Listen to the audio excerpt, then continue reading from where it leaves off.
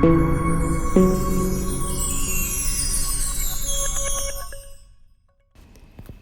балақай, мен сені өз каналымда көргеніме тағы да қуаныштымын. Каналға тіркеліп, лайк басуды ұмытпа. Бүгінгі сабақты менімен бірге оқуға дайынсың ба? Ендеше сабақты бастаймыз.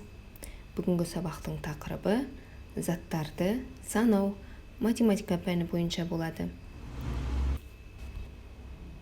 Оқулықты ашатын болсақ, ең бірінші біздер мынадай тапсырма көреміз. Суреттегі заттарды сана, неше сөзін пайдаланып, сурет бойынша сұрақтар құрастыр. Суреттен неше ағаш көріп отырмыз? Суреттен 2 ағаш көріп отырмыз. Әр ағашта неше шардан байланған? Әр ағашта 3 шардан байланған. Жалаушалардың саны нешеу? Кәне бірге санайық. Жалаушалардың саны 10. Келесі, дастархан басында неше оқушы отыр? Дастархан басында 6 оқушы отыр. Дастарханда неше торт тұр?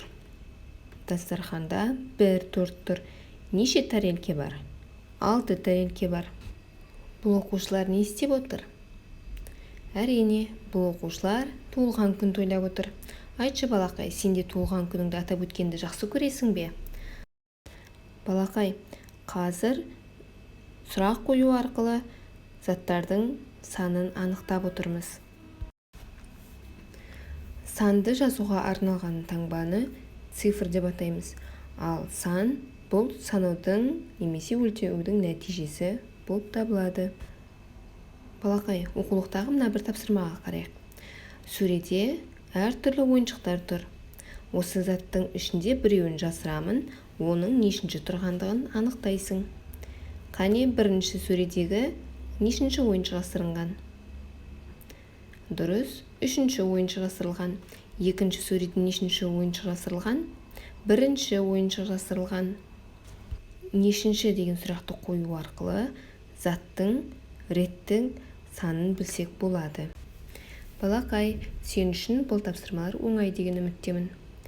Кәне, мына алма ағашында неше алма бейнеленген? Дұрыс, 1 алма.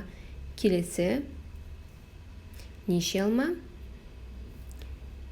2 алма. Жарайсың. Келесі, дұрыс, 5 алма бейнеленген. Келесі, алма ағашындағы алма санын есептеп санай қой.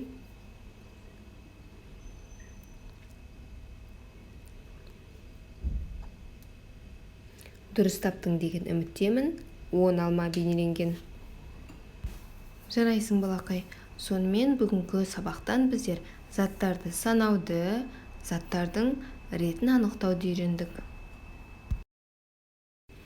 Сабақ ұнаған болса, лайк басып, каналға тіркеліп кетуді ұмытпа. Әлі де талай сабақтармен бөлісетін боламын. Кездескенше.